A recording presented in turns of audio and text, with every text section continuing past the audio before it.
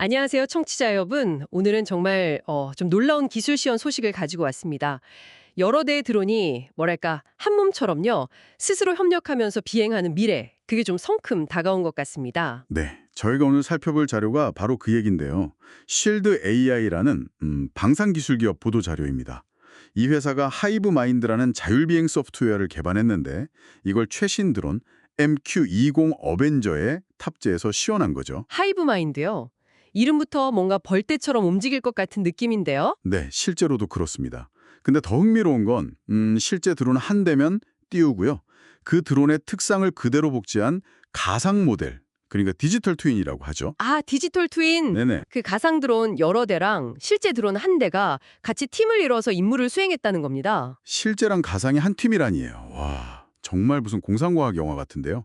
자, 그럼 이번 분석을 통해 이 첨단 자율비행 기술, 이 시연의 핵심 내용이랑 또 그 의미가 뭔지 한번 같이 파헤쳐 보겠습니다.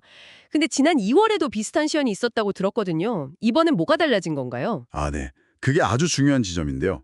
2월 시연은 뭐랄까 좀 기본적인 명령들, 예를 들면 그냥 어디로 가라 이런 수준이었어요. 기본적인 거였군요. 네. 근데 이번 6월 시연은 훨씬 복잡한 전술적인 능력을 보여줬습니다. 예를 들면 여러 드론이 편대를 딱 이루어서 비행한다거나 아니면 전투 초계 비행처럼 실제 작전에 가까운 기동을 수행한 거죠. 아, 훨씬 고도화됐네요. 네, 그리고 특히 중요한 게 AGA라고 해서요.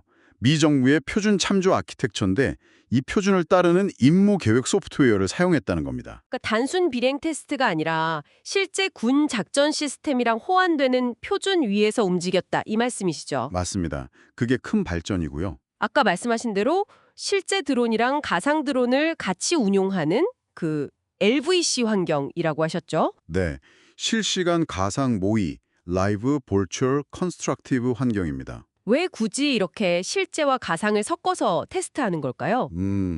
실드 AI 관계자가 이런 말을 했어요.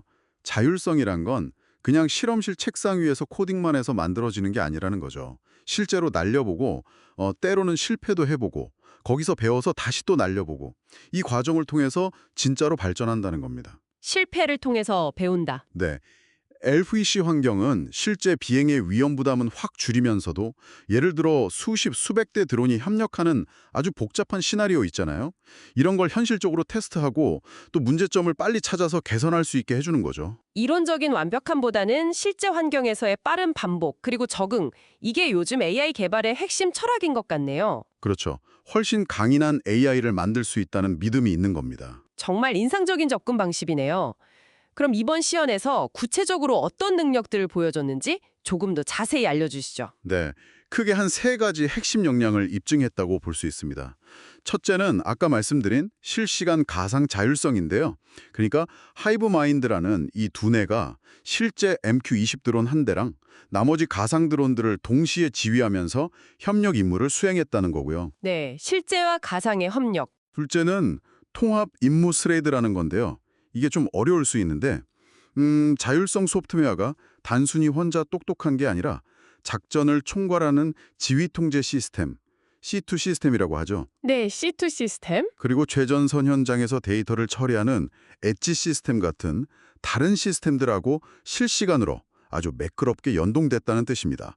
정보가 끊김없이 오고 갔다는 거죠. 아, 그러니까 드론 혼자 움직이는 게 아니라 전체 작전 네트워크 안에서 하나의 구성 요소로서 제대로 작동했다는 의미군요. 세 번째는 뭔가요? 세 번째는 개방형 모듈식 아키텍처입니다. 이건 이 하이브마인드 소프트웨어가 MQ-20 어벤저라는 특정 드론 기종에만 묶이는 게 아니라는 뜻이에요. 마치 앱 설치하듯이 다른 종류의 드론이나 플랫폼에도 비교적 쉽게 이식하고 통합할 수 있다는 거죠. 아, 범용성이 높다는 거네요. 기술 발전이 워낙 빠르니까 이런 유연성이 정말 중요하겠네요. 맞습니다. 파트너사인 제너럴 아토믹스 에어로노티컬 시스템즈, GASI 측에서도 비슷한 맥락의 이야기를 했어요. 어떤 이야기였죠? GASI의 마이클 애트우드 부사장이라는 분이 이 상호 운용성하고 적응성이 핵심이라고 강조했습니다. 그러니까 여러 회사가 자기들만의 뛰어난 자율성 기술들을 개발하고 있는데 이걸 얼마나 빨리 군 시스템에 통합하고 테스트해서 실제 전투 요원들 손에 쥐어줄 수 있느냐, 이게 관건이라는 거죠. 최고의 기술이라면 어디서 만들었든 상관없이 빠르게 가져와서 쓸 수 있어야 한다. 뭐 이런 거군요. 네, 딱 그겁니다. 개방적인 구조가 중요하다는 거죠. 그렇군요. 그럼 이 모든 능력의 핵심인 하이브마인드 기술 자체에 대해서 조금만 더 명확하게 정의를 해볼까요? 어떤 기술이라고 요약할 수 있을까요? 네, 하이브마인드 드론 겹으로 AI 기반의 자율성 소프트웨어 두뇌라고 생각하시면 됩니다. 가장 큰 특징은 예를 들어 GPS 신호가 끊기거나 통신이 방해받는 아주 극한 환경이 있잖아요. 네, 교란이 심한 환경. 그런 상황에서도 드론이 스스로 판단해서 복잡한 임무를 계속 수행할 수 있다는 점입니다. 이게 정말 대단한 거죠. 그리고 아까 말했듯이 모듈식 구조라 다양한 시스템에 통합하기 쉽고요. 또 운용자가 믿고 맡길 수 있도록 신뢰성도 굉장히 중요하게 생각해서 설계됐다고 합니다. 여러 종류의 항공기는 물론이고 지상 로봇 같은 다른 플랫폼에도 적용할 수 있고요. 네, 적용 가능하다고 합니다. 정리해보면 이번 쉴드 AI의 시연은 단순히 드론을 멀리서 조종하는 걸 넘어서요. 실제와 가상이 혼합된 복잡한 환경 속에서 드론들이 스스로 생각하고 또 서로 협력해서 작전을 수행하는 그런 시대로 이제 접어들고 있다. 이걸 보여주는 중요한 이정표 같습니다. 네, 맞습니다. 특히 그 실험실 밖, 실제 환경에서 부딪혀보고 테스트하고 배우는 걸 강조하는 접근법이 인상 깊어요. 그렇죠. 이론과 시뮬레이션도 물론 중요하겠지만 결국 실제 환경에서의 경험만큼 확실한 건 없다는 거니까요. 네, 그런 방식으로 개발된 AI는 훨씬 더 강인하고 예측 불가능한 실제 상황에서도 더 잘 대처할 수 있을 겁니다. 오늘 이야기를 쭉 듣고 나니 이런 질문이 자연스럽게 드네요. 청취자 여러분께서는 어떻게 생각하시는지 궁금합니다. 이렇게 실제와 가상이 막 뒤섞인 환경에서 스스로 빠르게 배우고 적응하는 자율 시스템, 이런 게 국방 분야를 넘어서 우리 사회 전반으로 확산된다면요. 과연 어떤 변화들이 우리를 기다리고 있을까요? 다음에 더 깊이 있는 주제로 다시 찾아뵙겠습니다.